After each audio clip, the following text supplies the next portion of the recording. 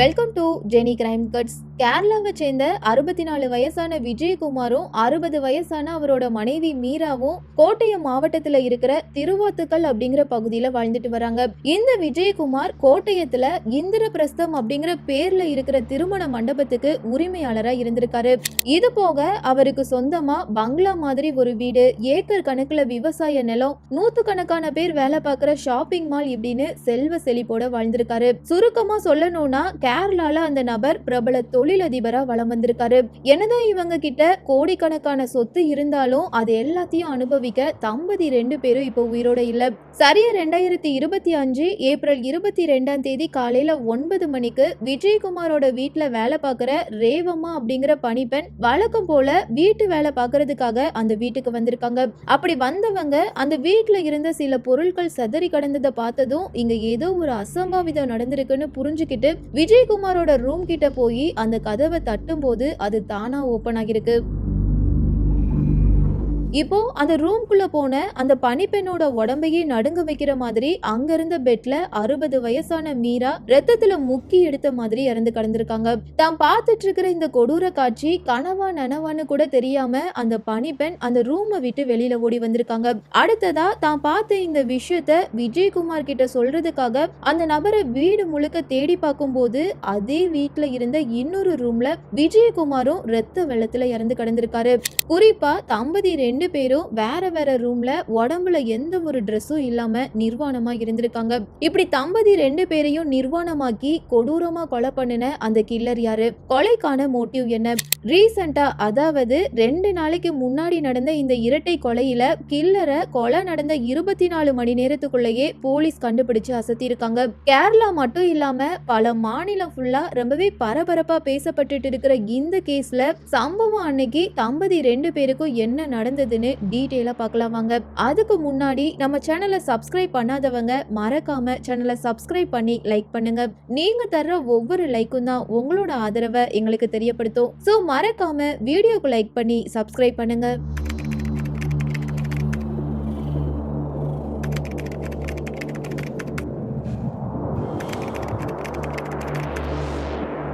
அந்த பங்களால நடந்த பயங்கரத்தை பார்த்த பணிப்பெண்ணான ரேவம்மா கத்தி கூப்பாடு போட்டுக்கிட்டே அக்கம் பக்கத்துல உள்ளவங்களை கூப்பிட்டு நடந்த பயங்கரத்தை பத்தி சொன்னதும் பொதுமக்கள் மூலமா கோட்டயம் போலீஸ் ஸ்டேஷனுக்கு தகவல் போயிருக்கு. இறந்து போனது பிரபல தொழிலதிபரோட குடும்பம் அப்படிங்கறனால தகவல் கிடைச்ச அடுத்த சில நிமிஷத்திலேயே போலீஸ் ஜீப் அந்த வீட்டு வாசலுக்கு வந்திருக்கு. இப்போ கிரைம் ஸ்பாட்ல கிடைச்ச அந்த 2 பேரோட சடலத்தையும் மீட்டு அட்டாப்சிக்கு அனுப்பி வச்ச போலீஸ் கில்லருக்கு எதிரா ஏதாவது தடயம் கிடைக்குமான்னு செக் பண்றாங்க. அப்படி செக் பண்ணும்போது அங்க இருந்த பெட்ரூம்ல கொலைக்கு யூஸ் பண்ண ஒரு கோடாரி இருந்திருக்கு. அந்த கோடாரியில இருந்த பிங்கர் பிரிண்ட கலெக்ட் பண்றதுக்காக அத ஃபாரன்சிக் டீம் கிட்ட ஒப்படைச்ச போலீஸ் கில்லர் பூட்டி இருந்த வீட்டுக்குள்ள எப்படி நுழைஞ்சான்னு தெரிஞ்சுக்கிறதுக்காக அந்த வீட்டை தரவா செக் பண்ண ஆரம்பிக்கிறாங்க.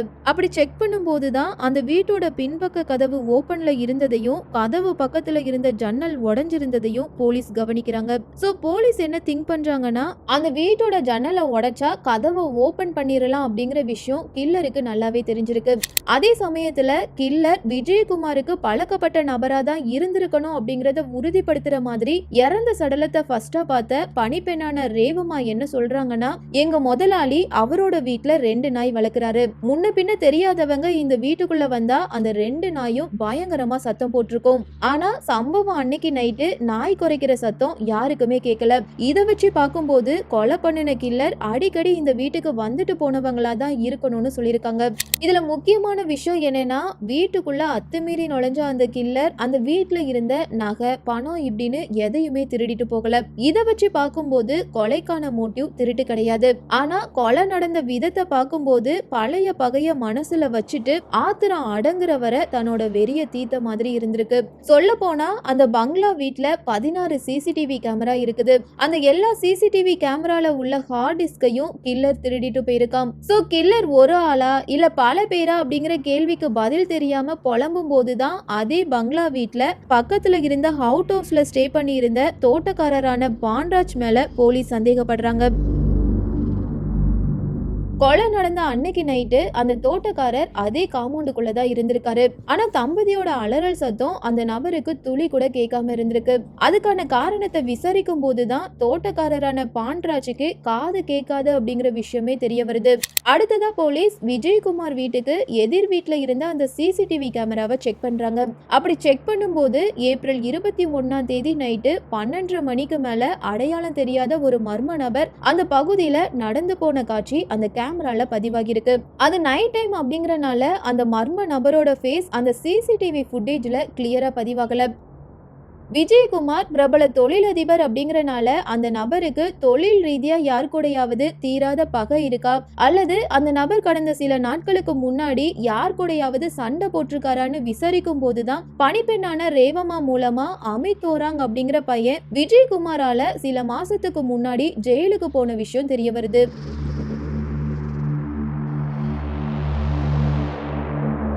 இந்த அமித் ஓராங் யாருன்னா அசாம பூர்வீகமா கொண்ட அந்த பையன் கடந்த 3 வருஷத்துக்கு முன்னாடி அடைக்கலம் தேடி கேரளாக்கு வந்திருக்கான். வந்த இடத்துல விஜயகுமாரோட ஆடிட்டோரியத்துல காவலாளியா வேலை பார்த்திருக்கான். கடந்த 2 வருஷமா காவலாளியா வேலை பார்த்த அவன் 2024ல விஜயகுமாரோட வீட்டுல எடுபடி வேலை பார்க்க ஆரம்பிச்சிருக்கான். அந்த டைம்ல தான் விஜயகுமாரோட மனைவியோட காஸ்ட்லியான மொபைலை திருடி இருக்கான். தான் மனைவியோட மொபைலை திருடினது அமித் தான் தெரிஞ்சதும் விஜயகுமார் அமித்தை ஜெயிலுக்கு அனுப்பி கம்பி என்ன வச்சிருக்காரு. கடந்த 5 மாசமா திருட்டு கேஸ்ல ஜெயிலுக்குள்ள இருந்த அவன் சமீபத்துல தான், அதாவது கொலை நடக்கிறதுக்கு ஒரு நாளைக்கு முன்னாடி தான் ஜெயில இருந்து வெளியில வந்திருக்கான். சோ பழைய பகைய மனசுல வச்சுட்டு அமித் தான் தம்பதி 2 பேரையும் கொலை பண்ணிருக்கணும் அப்படிங்கிற முடிவுக்கு வந்த போலீஸ் கோடாரியில இருந்த பிங்கர் பிரிண்ட் அமித் பிங்கர் பிரிண்டோட மேட்ச் ஆகுதான்னு தெரிஞ்சுக்க 2 பிங்கர் பிரிண்டையும் லேபுக்கு அனுப்பி செக் பண்றாங்க. அப்படி செக் பண்ணும்போது கோடாரியில இருந்த அந்த கைரேகை அமித்தோடது தானே 100% ப்ரூவ் ஆகிருக்கு. அமித்தோட கைரேகை போலீஸ்க்கு எப்படி கிடைச்சதுன்னு கேட்டீங்கன்னா, அமித் திருட்டு கேஸ்ல 5 மாசமா ஜெயில இருந்த அந்த டைம்ல எல்லா சிறை கைதிகளோட கைரேகையையும் அங்க இருந்த போலீஸ் ஆபீசர்ஸ் கலெக்ட் பண்ணி வச்சிருந்திருக்காங்க. அதை ஆதாரமா வச்சுதான் அமித் தான் உண்மையான கில்லர்னு போலீஸ் கன்ஃபார்ம் பண்ணிருக்காங்க. இது போக சிசிடிவி ஃபுட்டேஜ்ல இருந்த அடையாளம் தெரியாத அந்த மர்ம நபரோட உருவமும் அமித் உருவத்தோட மேட்ச் ஆகிருக்கு. சோ அமித்தை கண்டுபிடிச்சா மட்டும்தான் இந்த கொலைக்கு போலீஸ் யூகிச்ச அந்த திருட்டு கேஸ் தான் காரணமா இல்ல வேற ஏதாவது காரணமானு தெரிஞ்சுக்க கோட்டயம் எஸ்பி ஷாகுல் ஹமீது தலைமையில சில தனிப்படையை அமைச்சு கேரளா ஃபுல்லா தேட ஆரம்பிக்கிறாங்க.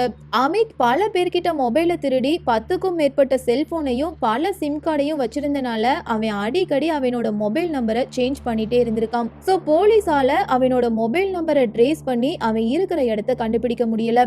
இந்த நிலைமையில தான் கொலை பண்ண வந்த அமித் கொலை பண்ணினதுக்கு அப்புறமா தொழிலதிபரான விஜயகுமார் மற்றும் அவரோட மனைவியோட காஸ்ட்லியான மொபைலையும் அங்க இருந்து திருடிட்டு போயிருக்கான். அமித்தோட மொபைல் சிக்னல் கடைசியா சேலத்துல வச்சு ஸ்விட்ச் ஆஃப் ஆகிருக்கு. மேற்கொண்ட அமித் விஜயகுமாரோட மொபைல்ல இருந்த கூகுள் சேவையையும் ஜிமெயிலையும் யூஸ் பண்ணிருக்கான். அதன் அடிப்படையா வச்சு அந்த லொகேஷனை ட்ரேஸ் பண்ணும்போது ஏப்ரல் 22 காலையில கோட்டயத்துல இருந்து எர்ணாகுளம் போற ட்ரெயின்ல டிராவல் பண்ணிருக்கான் அப்படின்னும், அடுத்ததா அங்கிருந்து பஸ் ஏறி பெரும்பாவூருக்கு போனதும் தெரிய வருது. இறுதியா பெரும்பாவூர்ல இருந்து வேறொரு பஸ் ஏறி திருச்சூருக்கு போக ட்ரை பண்ணும் போதுதான் அவன் போற எல்லா இடத்தையும் உன்னிப்பா கண்காணிச்சிட்டு இருந்த போலீஸ் திருச்சூரை ரீச் பண்றதுக்கு முன்னாடியே, அதாவது ஏப்ரல் 23 அதிகாலையிலேயே அவனை சுத்தி வளைச்சிருக்காங்க. கிட்டத்தட்ட கொலை நடந்த 24 மணி நேரத்துக்குள்ளேயே திறமையா செயல்பட்ட கேரளா போலீஸ் கில்லரை அரெஸ்ட் பண்ணி ஸ்டேஷனுக்கு கூட்டிட்டு வந்து விசாரிக்கும் போதுதான் தம்பதி மரணத்துல இருக்கிற எல்லா மர்மமும் வெளியாகி இருக்கு. பிரபல தொழிலதிபரான விஜயகுமார் மீரா தம்பதிக்கு கௌதம்னு ஒரு பையனும் காயத்ரின்னு ஒரு பொண்ணும் இருக்காங்க. தம்பதி 2 பேரும் அவங்க பசங்க கூட சந்தோஷமா வாழ்ந்துட்டு வந்த அந்த டைம்ல, அதாவது 2017 ஜூன் 2 நைட்டு 28 வயசான கௌதம் தன்னோட ஃப்ரெண்டை மீட் பண்ண போறதா சொல்லி கார் எடுத்துட்டு வெளியில கிளம்பியிருக்காங்க. அப்படி வெளியில போன அந்த நபர் கடைசி வரை வீட்டுக்கு வரவே இல்லை. கௌதமோட பேரண்ட்ஸும் தான் பையனை தேடி பல இடத்துல அலைஞ்சதுக்கு அப்புறம் இறுதியா போலீஸ் ஸ்டேஷன்ல ஒரு மிஸ்ஸிங் கம்ப்ளைண்ட் ரிஜிஸ்டர் பண்றாங்க. மறுநாள் காலையில கோட்டயம் தெல்லகம் பகுதியில இருந்த ரயில் தண்டவாளம் பக்கம் கௌதமோட கார் நின்றுருக்கு. சோ கார் நின்று அந்த குறிப்பிட்ட இடத்தை சுத்தி தரவா செக் பண்ணும்போது அங்க இருந்த தண்டவாளத்துல கௌதம் கொடூரமா இறந்து கிடந்திருக்காங்க. தண்டவாளத்துல சடலம் இருந்தனால இந்த மரணத்தை தற்கொலைன்னு சொல்லி கேஸ் ஃபைல் பண்ணிருக்காங்க. ஆனா கௌதமோட அப்பாவான விஜயகுமார் என்னோட பையன் தற்கொலை பண்ணி இறந்து போயிருக்க வாய்ப்பில்ல. திருவனந்தபுரத்துல இருக்கிற டெக்னோ பார்க்ல என் பையன் பிசினஸ் மேனா இருக்கிறான். சோ அவனோட வளர்ச்சியை பிடிக்காத யாரோ ஒருத்தவங்க தான் அவனை இப்படி கொடூரமா கொலை பண்ணிட்டாங்கன்னு சொல்லி சந்தேக மரணம்னு ஒரு கேஸ் ஃபைல் பண்ணிருக்காரு. பல வருஷம் ஆகியும் போலீஸால கௌதம் மரணத்துக்கான காரணத்தை கண்டுபிடிக்க முடியல. சோ தான் பையனோட இந்த கேஸ சிபிஐ விசாரணைக்கு மாத்த சொல்லி கேரளா உயர்நீதிமன்றத்துல விஜயகுமார் மனு தாக்கல் பண்ணிருக்காரு. சரியா 2025 பிப்ரவரி 19 தான் கேரளா உயர்நீதிமன்ற நீதிபதி கௌதமோட இந்த கேஸ சிபிஐக்கு மாத்த சொல்லி உத்தரவு போட்டிருக்காங்க. மார்ச் 21 தான் கௌதமோட கேஸ் சம்பந்தமான எல்லா டீடைல்ஸும் சிபிஐ கைக்கு போயிருக்கு. இந்த கேஸ சிபிஐ விசாரிக்க ஆரம்பிச்ச ஒரு மாசத்துக்குள்ளேயே கௌதமோட அம்மாவையும் அப்பாவையும் கொடூரமா கொலை பண்ணிருக்காங்க. சோ கௌதமோட மரணத்துக்கும் கௌதம் பேரண்ட்ஸோட மரணத்துக்கும் இடையில ஏதாவது கனெக்ஷன் இருக்குதான்னு பார்க்கும்போது எந்த கனெக்ஷனும் இல்லைங்கிறது விசாரணை மூலமா உறுதியாகி இருக்கு. அப்படின்னா கௌதமோட மரணம் உண்மையிலேயே தற்கொலையா அல்லது கொலையா அப்படிங்கிறது சிபிஐ விசாரணைக்கு அப்புறம் தான் தெரிய வரும். மறுபக்கம் திருட்டு கேஸ்ல விஜயகுமார் மற்றும் மீராவால ஜெயிலுக்கு போன அமித் கடந்த 5 மாசமா ஜெயில பல சித்திரவதைய அனுபவிச்சிருக்கான். இது போக அவன் ஜெயிலுக்கு போறதுக்கு முன்னாடி விஜயகுமாரோட ஆடிட்டோரியத்துல வேலை பார்த்த வேற ஸ்டேட்டை சேர்ந்த ஒரு பொண்ணு கூட அவனுக்கு காதல் மலர்ந்திருக்கு. சோ 2 பேருக்கும் மேரேஜ் ஆகலனாலும் ஹஸ்பண்ட் அண்ட் ஒய்ஃப் மாதிரி வாழ ஆரம்பிச்சிருக்காங்க. அந்த பொண்ணு அமித்தை பார்த்து நாம 2 பேரும் சீக்கிரமா மேரேஜ் பண்ணி சந்தோஷமா வாழலாம்னு சொல்லியிருக்காங்க. இப்படி இருக்கிற இந்த சமயத்துல தான் அமித் மீராவோட காஸ்ட்லியான மொபைலை திருடி ஜெயிலுக்கு போயிருக்கான். 5 மாசத்துக்கு அப்புறம் ஜெயிலுக்குள்ள இருந்து வெளியில வந்த அவன் தன்னோட காதலிய தேடி போகும்போது அந்த பொண்ணு அந்த காதலை பிரேக்கப் பண்ணிருக்காங்க. தன்னை மேரேஜ் பண்ணிக்கிறேன்னு சொன்ன தன்னோட காதலி இப்போ தன்னை வேணான்னு சொல்றதுக்கு முக்கியமான காரணமே விஜயகுமாரும் அவனோட மனைவியான மீராவும் தான். இது மட்டும் இல்லாம சாதாரண செல்போனுக்காக தன்னை போலீஸ் கிட்ட அடிவாங்க வச்சு 5 மாசத்துக்குள்ள தன்னோட வாழ்க்கைய நாசமாக்கிட்டாங்க. சோ அந்த தம்பதி 2 பேரையும் ஆத்திரம் அடங்குற வரை கொலை பண்ணணும்னு நினைச்ச அவன் ஏப்ரல் 21 நைட்டு 12 மணிக்கு மேல நான் ஆல்ரெடி சொன்ன மாதிரி அந்த வீட்டோட பின்பக்க ஜன்னல் கண்ணாடிய அம்மிக்கல்ல வச்சு உடைச்சி அந்த மெயின் டோரை ஓபன் பண்ணி வீட்டுக்குள்ள நுழைஞ்சிருக்கான். அதுக்கப்புறமா அந்த வீட்டுக்குள்ள நுழைஞ்சி விஜயகுமாரோட ரூம் கதவை பலமா தட்டியிருக்கான். அன்டைம்ல யார் இப்படி கதவை தட்டுறாங்கன்னு தெரியாம பதறி போன அவரு ரூம் கதவை ஓபன் பண்ணிருக்காரு. இப்போ யமன் மாதிரி வாசல்ல நின்னுட்டு இருந்த அமித்தை பார்த்ததும் நீ எதுக்காக இங்க வந்தன்னு கேட்டுட்டு இருக்கும் போதே தான் கையில வச்சிருந்த கோடாரியால அமித் விஜயகுமாரோட தலையிலேயே ஓங்கி வெட்டியிருக்கான். அடுத்ததா தம்பதி 2 பேரையும் பார்த்து உங்ககிட்ட பணம் நிறைய தானே இருக்கு, அப்படி இருக்கும்போது உங்களால ஒரு புது மொபைல் வாங்க முடியாதா? உன் மனைவியோட மொபைலை திருடின என்னைய மன்னிச்சு விடாம எதுக்காக போலீஸ் கிட்ட பிடிச்சு கொடுத்தேன்னு சொல்லிக்கிட்டே அங்கிருந்த மீராவையும் கோடாரியால பலமா தாக்கியிருக்கான்.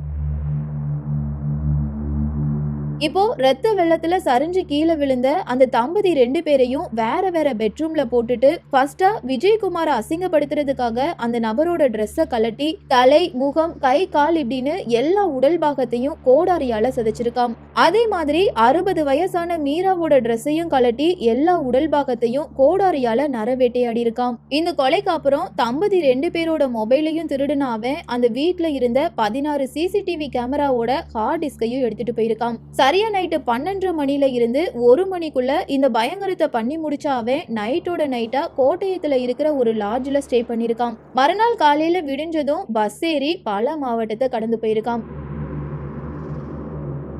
இந்த கேஸ்ல குறிப்பிடக்கூடிய விஷயம் என்னன்னா விஜயகுமாரோட ஃபேமிலியில இப்போ உயிரோட இருக்கிறது அந்த நபரோட பொண்ணான காயத்ரி மட்டும்தான். அந்த பொண்ணும் கடந்த 6 மாசத்துக்கு முன்னாடி தான் ஒரு தொழிலதிபரை மேரேஜ் பண்ணி அமெரிக்கால செட்டில்ட் ஆகியிருக்காங்க.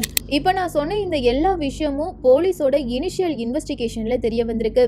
இதை தாண்டி இந்த கொலைக்கு வேற ஏதாவது காரணம் இருக்கா அப்படிங்கிற கோணத்திலையும் அமித் கிட்ட தொடர்ந்து விசாரணை பண்ணிட்டு தான் இருக்காங்க.